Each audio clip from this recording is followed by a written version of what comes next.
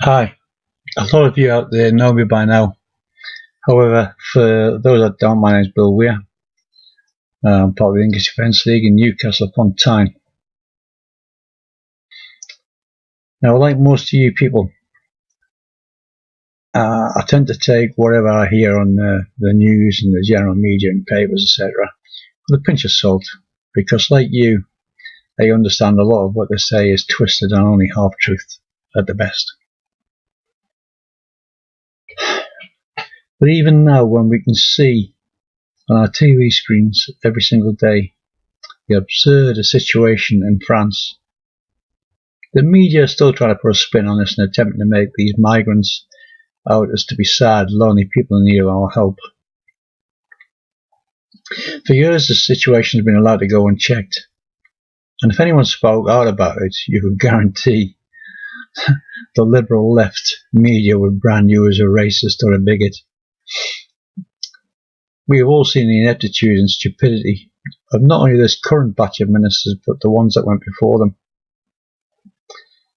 For years, Labour, along with others, have tried to brainwash the public into believing we should open our borders and our hearts to these migrants.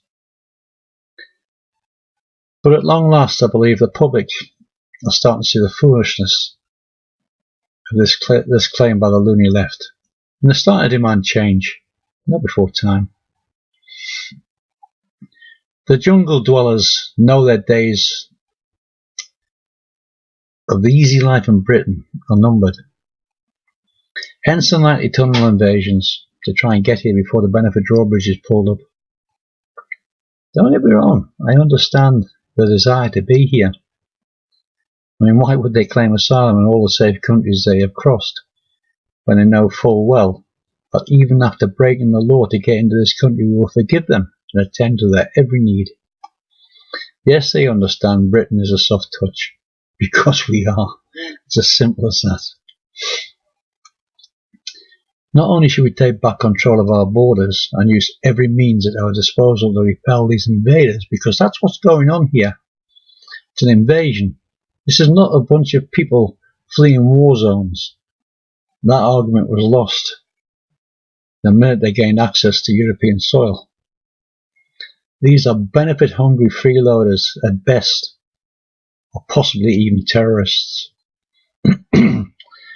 Let's face it, ISIS has told us it is their plan to flood Britain with sleeper cells to cause death and destruction on our soil. So taking control of our borders makes sense. But we also need to root out the illegals excuse me, that are already here. Hundreds of thousands of illegal migrants are here. Not my figures, that. Them figures come from the government. How many of them are radicals, waiting for instructions from ISIS to kill? We just don't know. We need to take assertive action to find these people and remove them back to their own countries, or at very least back to countries which have similar values to their own. For the new invaders, don't allow them the luxury of living here for years while we assess what they are. They've entered the country illegally. Remove them immediately. Go back to their country of origin. After all, they've crossed many countries that could have offered them asylum status. So the only reason to continue on here and enter Britain must be to leech off our generous benefit system or to cause death and destruction on our streets. That may appear harsh, but it won't take long before the message gets across that soft touch Britain is closed. Will it happen? Very doubtful. Our government will continue to roll over, and as a result, we will all keep paying for their every need. How far and how long can you push the most tolerant society in the world before it explodes into violence? I don't know. Will Enoch Powell's words eventually become a reality?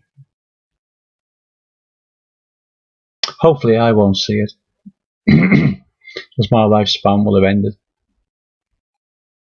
But my heart goes out to the children and grandchildren who will have to face the inevitable outcome because of weak, lily-livered government's failure to tackle this problem. So please examine your conscience and ask if there is anything you could do to stop this disaster falling at the feet of future generations. You could, of course, join with us and demand change. Yes, you'll get called a racist, a Nazi, and a bigot, but you will know in your heart that the socialist experiment with all of our lives is a real guilty party. You will in time be respected for your stance against this threat by everybody in the Western world, because it is the threat we all face. And this is one thing you can guarantee: those that stand with you will call you brother or sister, because like you, they see the danger of doing nothing. Love and respect to you all. Thank you and good night.